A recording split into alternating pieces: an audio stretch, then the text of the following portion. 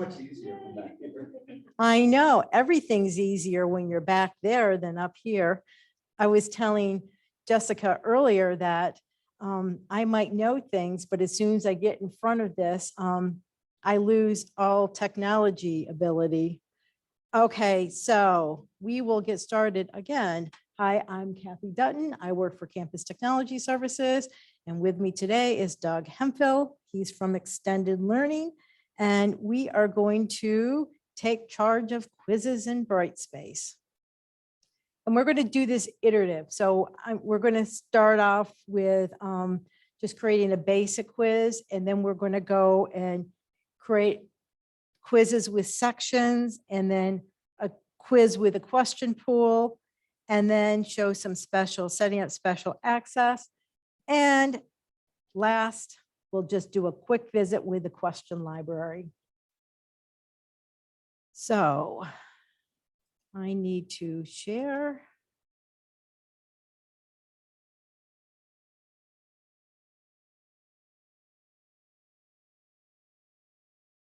Okay.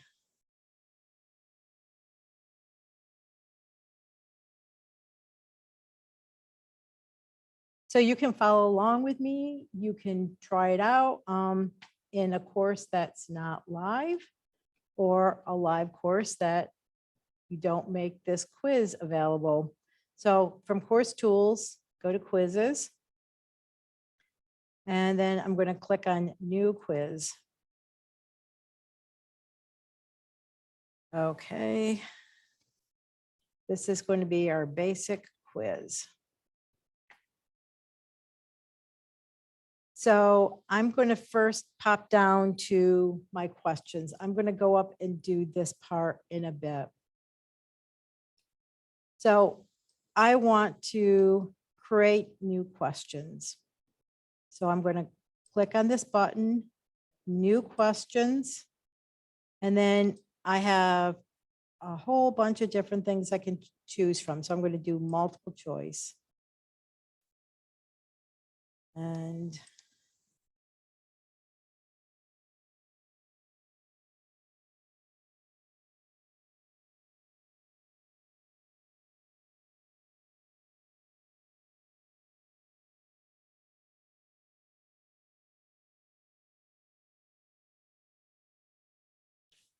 oh, how about?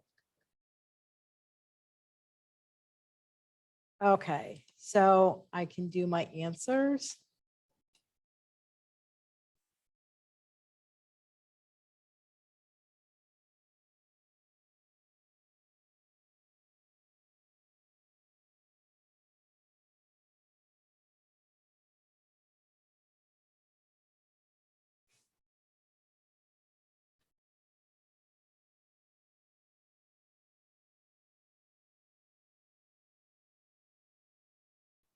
Okay, and then I'm going to select which one is correct. And I'm going to say randomize the order of my answers. This means that each student, they will get the answer choices in different ways. So it doesn't matter. I could put in all my questions that the first one is the correct one. If I randomize it, it won't always be first. And then I can set my points. So I can either do save, or I can do this click down and say save new, and I'm going to get a new multiple choice.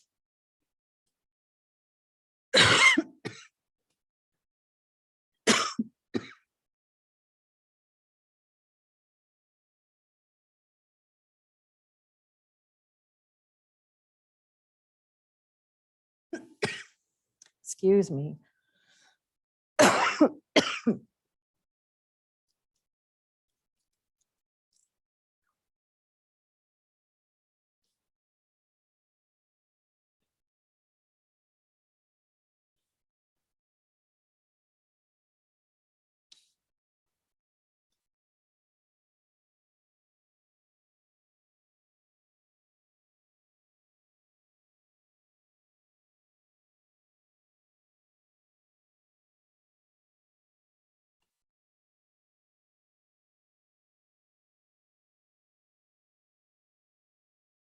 And randomize.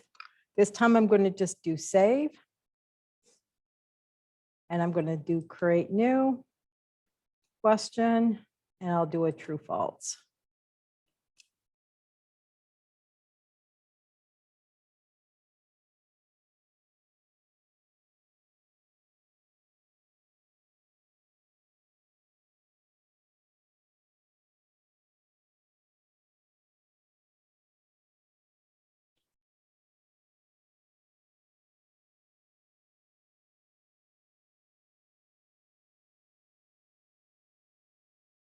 Okay, so I just keep doing this and I have 3 points.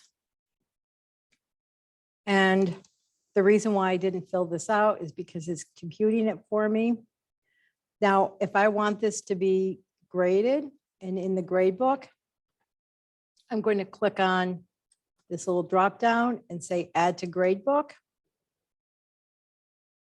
It's created the link for me. I'm going to give it a due date. And now I want to finish setting it up. If I want dates when it can be available, I don't want students to see it right away. So I'm going to say they can see it on the 8th, start of the day, and they have until 11:59. And I'm going to check, put the availability dates on the calendar so they can see it on the calendar. Now for timing, I want to set a time limit. So I'm going to click on timer settings and I want it to be enforced. If it's a recommended recommended time limit, it just says, you can keep going, you don't have to stop. I don't want them to have more than 3 minutes.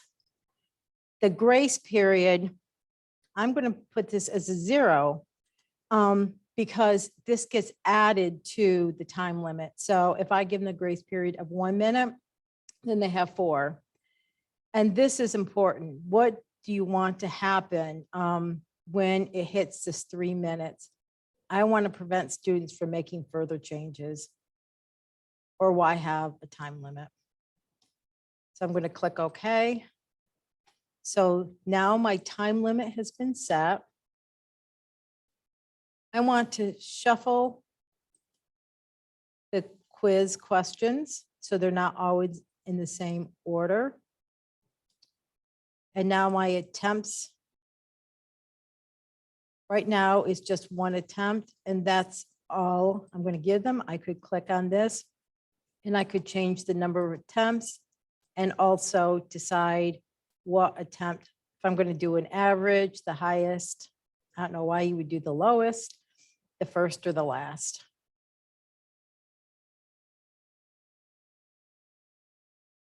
And then my evaluation and feedback. So with the new quiz editor, it's nice because these are already checked for you. So it will automatically be published when the student submits it, and it will be synchronized to the grade book. If you had things that had to be you had to manually correct, then it's not going to let students see the grade. Right now, students are only going to see their attempt grade. They're not going to see any questions or any feedback. So if I wanted to change this, I could. So this is where a lot of people get hung up because their students will say, I can't see what I got wrong. Okay, so we have gone through, we have done the attempts and completion. We've set up a time. And we've set up availability dates and conditions. We have our questions. Now, if I want to see the quiz, I can click preview. And then I need to bypass the restrictions. It's already selected for me. And I can say start quiz. and it's going to show me what it looks like. And I'm going to hit the back arrow.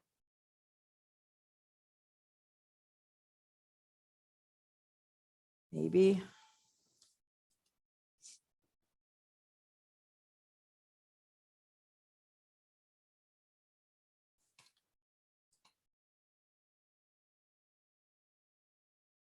Okay, so let's go back. Oh, I guess I didn't. What happened to my, oh, I never saved it. That was bad. Why did it do that?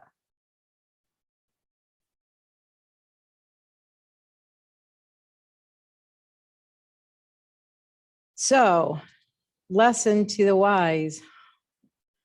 Always save before you preview. Yeah, that was interesting.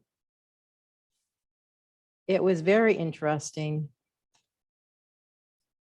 Oh, good. I didn't lose them. I just lost the name. Okay, yeah, I was gonna say, I thought that it was supposed to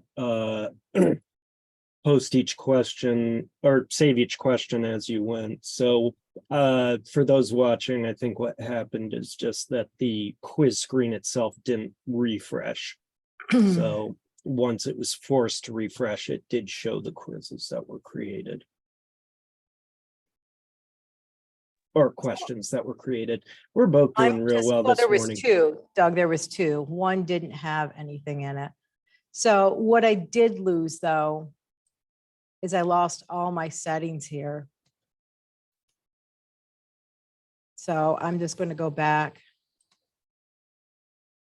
And I lost a lot of things. I didn't lose my questions. So I guess that's the good thing.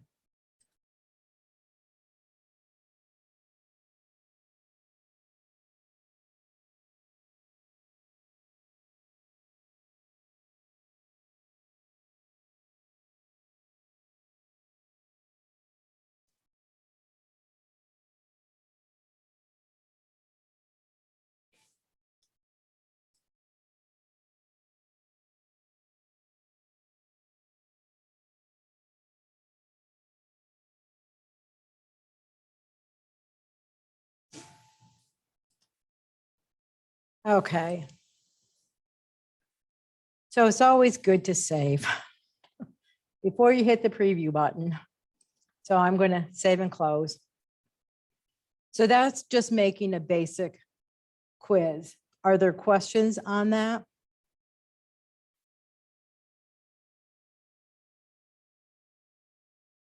Okay. Seeing none, I will go on and make a new quiz. So this is going to be a quiz with sections. So sections are just a way to divide up the content that I'm quizzing on. So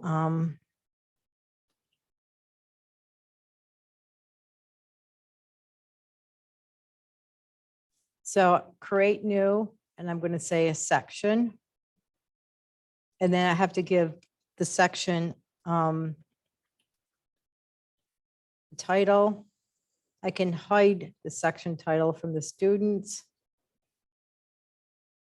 And I can also shuffle the questions within this section. So now I have my section. I'm going to add. I go down here to add my questions.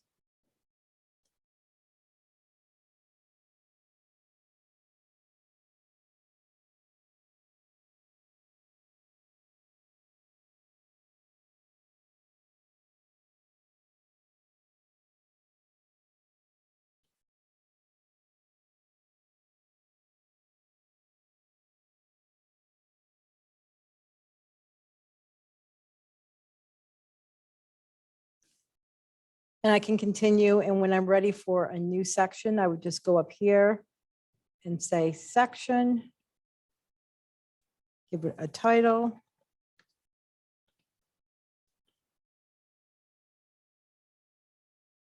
And shuffle again and save.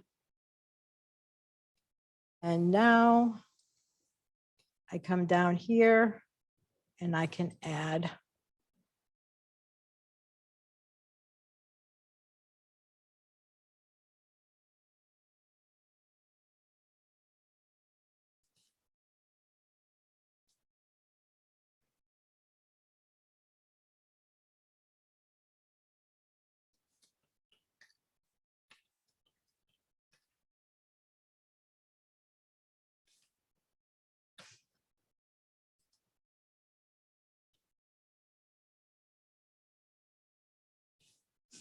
I've never watched this show. I don't know why it just popped in my head.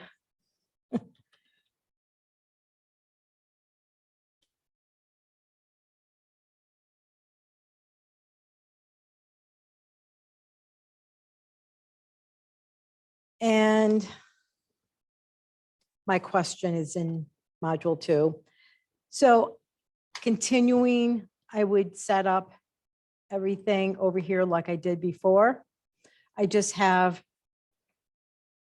my questions in little buckets and I shuffle. You obviously cannot shuffle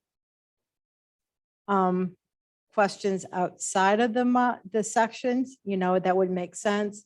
I believe you can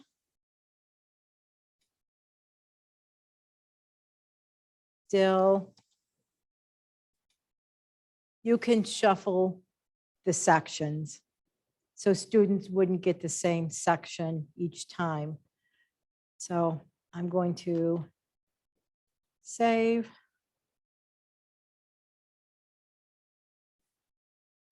And then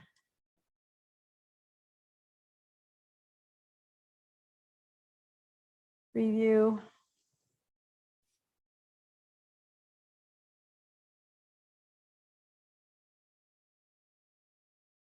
This did not work right. Oh, I don't know. Weird. Well, this is good to see because it looks like my question is outside of module 2, which is good to know.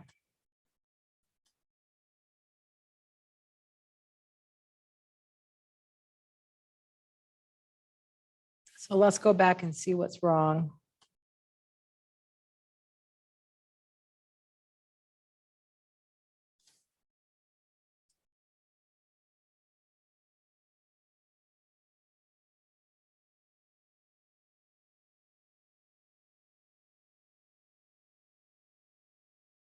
Oh, So it looks like the question isn't actually in the module. It's at the same level as the module.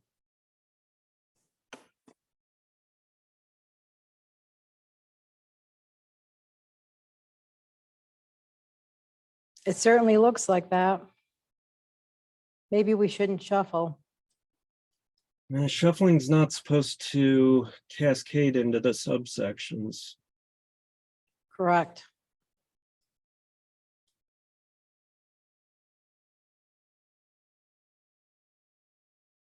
Why are you breaking things today, Kathy? Because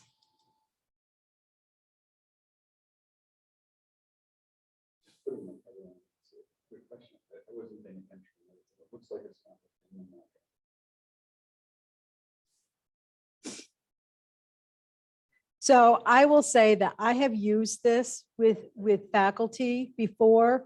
I've just never attempted to shuffle. And I've shuffled within the section, but never saying shuffling the sections because the person who I do it with, she has like part 1, part 2, part 3. So it wouldn't make sense to shuffle. So definitely, I know it works. I just would have to. It looked like it was, but let's just go one more time. This darn Zoom.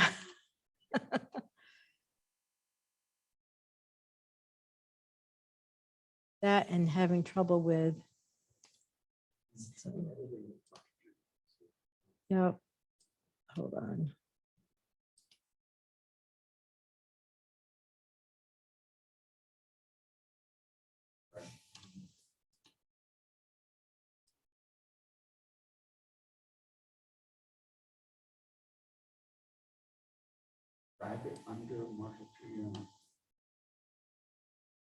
Oh, it's definitely looks like it's under module 2.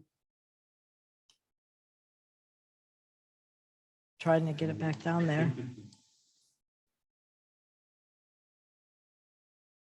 Let's just bring module 2 up.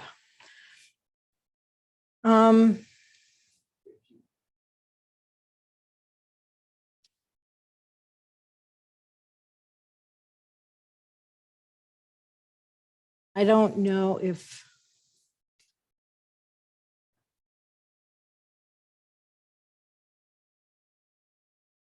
So the thing is I don't see any way to associate the question with a particular pool. Oh, okay. So put a check mark next to just number 2. Go to move to. And put it in section 2. There we And go. now see how it's actually indented. Yep, hold on. There we go. It works. That's why you keep me around. Somehow though, module 2 got embedded within Yep, module I'm 1. going to fix that. You're still checked on number 1, not module 2.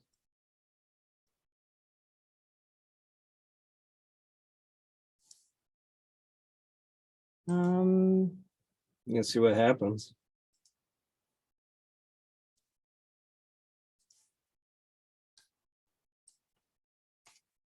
I'm going to say we need to play with this. Well, no, it did what they're- it was supposed to. It's just they're So yeah, they are definitely embedded now. It's just, so now I should be able to bring this down there. Sorry, Carol. Now that I've confused you and whomever else is online, that's how you can create a section, and you never will again. Honestly, it shouldn't be that difficult. So now I have some questions that are in my question library. And what I want to do is create a question pool. So, and randomly pull questions from that pool so students get different questions. So I'm going to do a new quiz.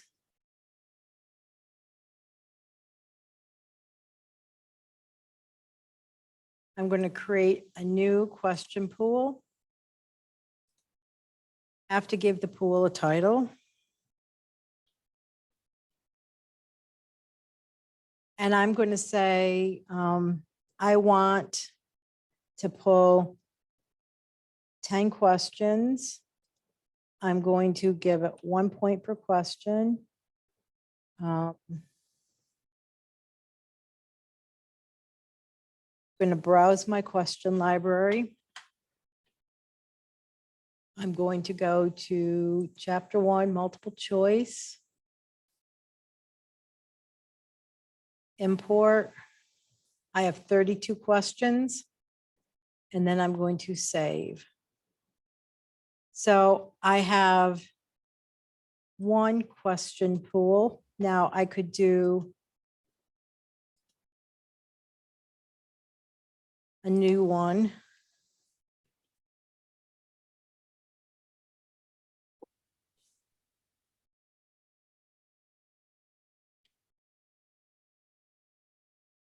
I want 30 questions. I'm going to browse. Wish this was bigger.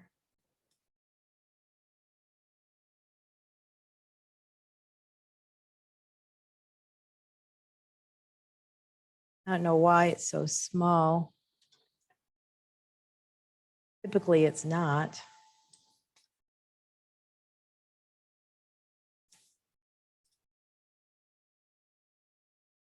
Okay.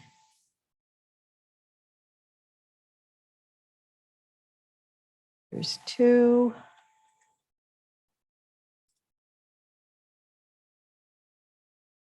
B.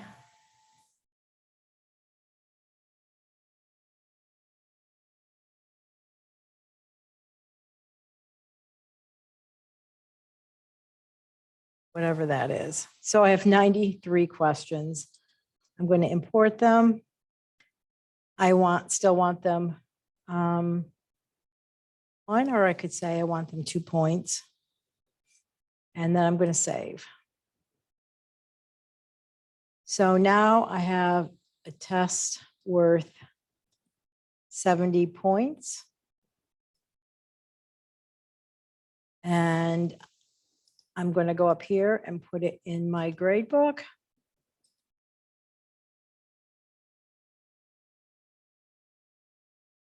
I'm not going to bother with anything over there. I'm going to save and close.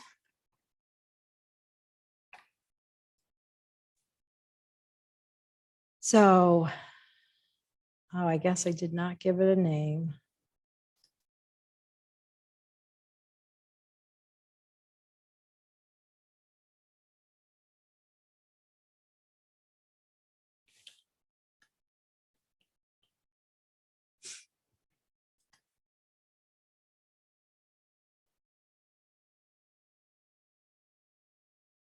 Okay. We're going to preview it.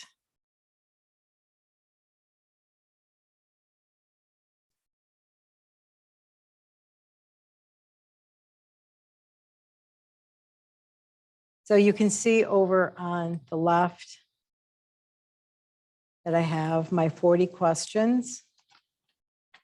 And I have 10 from the first pool. And then I have my 30 from the second pool.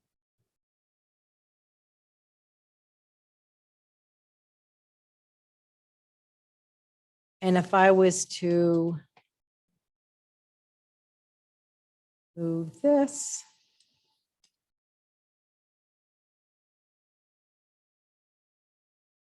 I'm going to do a new preview.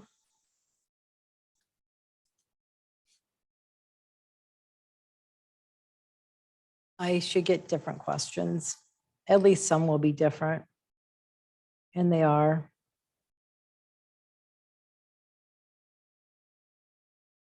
So now, how did I do this with the question library?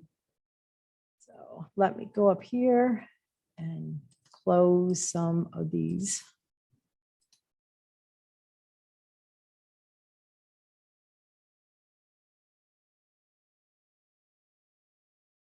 So up here on your manage quizzes, you have the question library. If you have a textbook publisher that has given you a zip file with all the questions, then you can import it in and it will have this little folder. Otherwise, you can create your own. I could say new section, and a section is really just going to be a folder.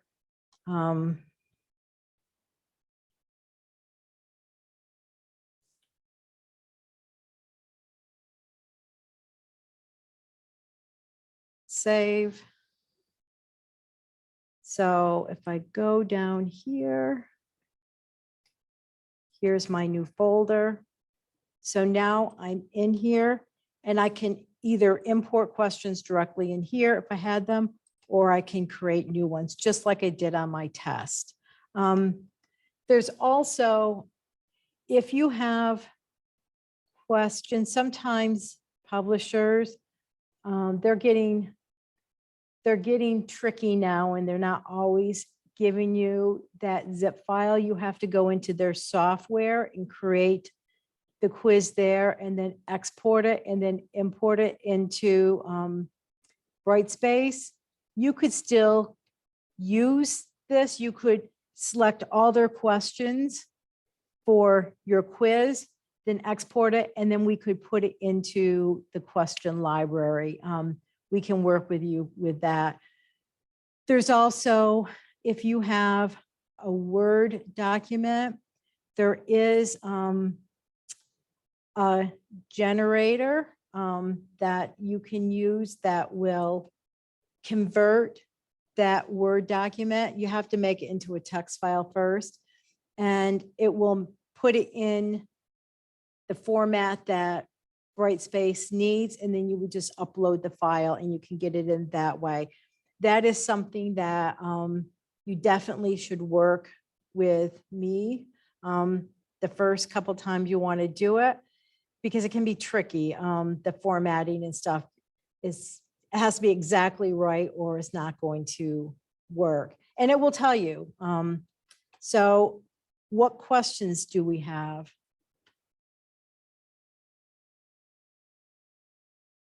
I see there's no questions in the chat. So if you have a question, just ask it.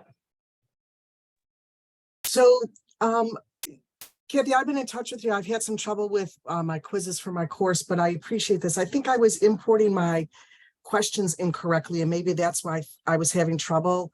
Remember, I said there wasn't the start quiz button. So I'm going to play around with this and thank you for the information and see if I can get it to work now that I know the right way to bring my questions in. Yeah, so sometimes you have to import the questions from the from your course admin, from the import.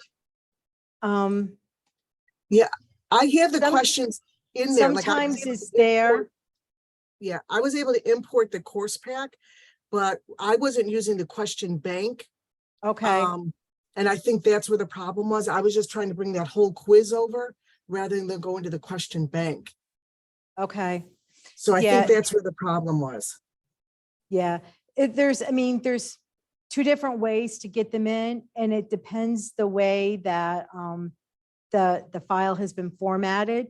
So I usually try it one way, and if it doesn't work, then I come in here and under the more action. Well, no, if I go, there is import and then upload file.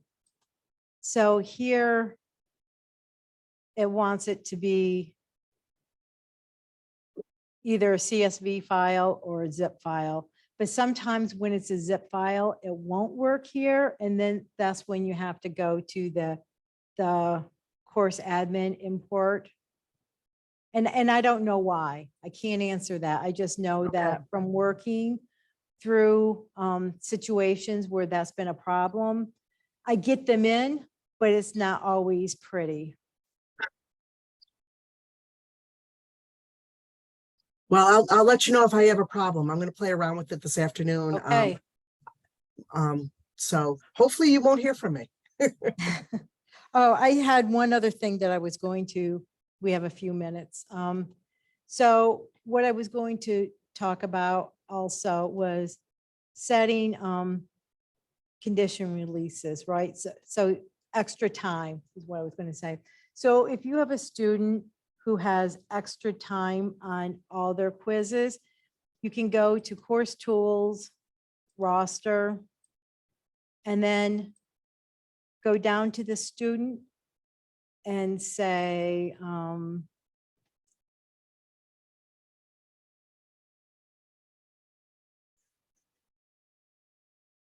edit accommodations and modify timing. And I can just say they get 1.5 times. And that will, and then save. So on all of Georgette's quizzes, now she will have that additional time. I don't have to go in and set it up each time, which is really nice. Sometimes though, you'll run into a situation where you'll have a student who can't take a quiz or an exam the date that it was supposed to be done on. So what you can do is go in and this one has dates on it.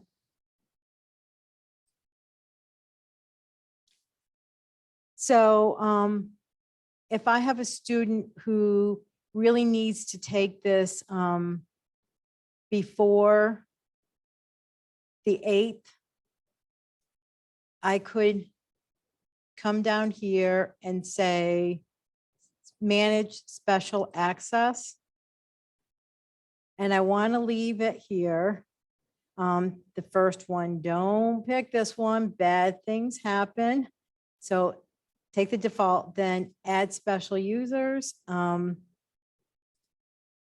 am going to, if I can keep this.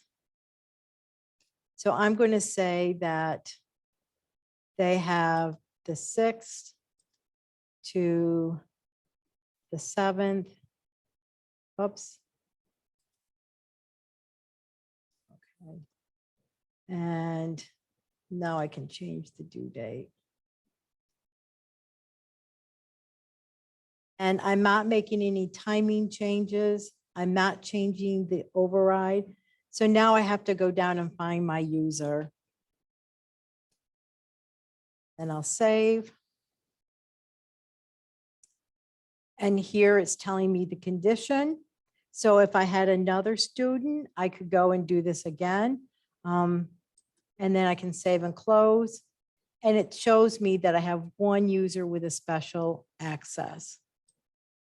So the only thing to know is if the student is going to be taking the quiz after the due date, you have to make sure that the due date changes, because if the due date is less than the availability dates, you'll get an error.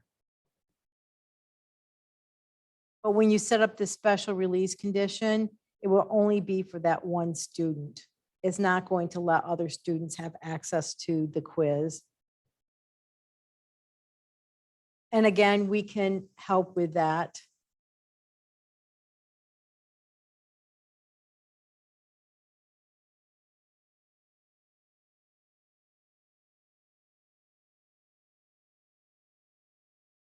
So Jennifer, do you have any questions?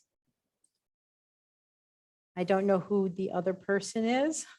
Nope, I'm good. I just wanted to make sure I wasn't missing anything. I've had a little trouble importing, but I think I mostly solved it. Similar to Carol, I often didn't see a start button in the preview, but I basically just had to reconstruct a few quizzes after importing. So what you have to make sure with the preview is you have to make sure if you have conditions on it, that this is checked.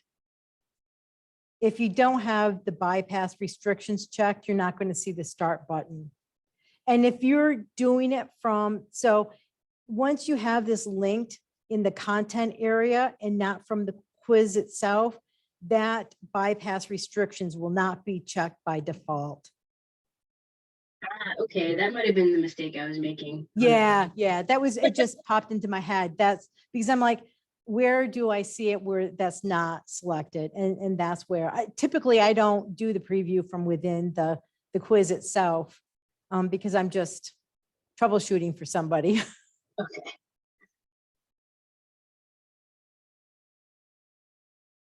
Hi, Kathy. It's Mary McGowan.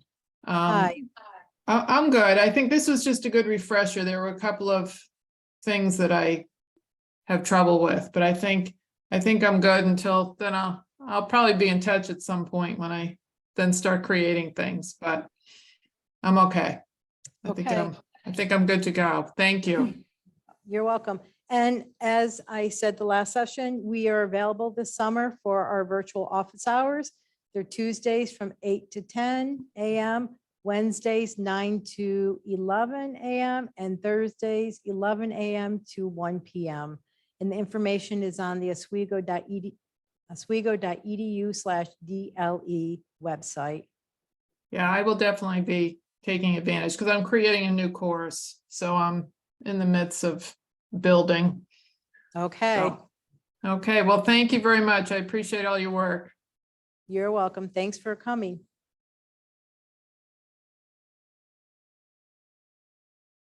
Well, if there's no other questions, we will end. Thank you.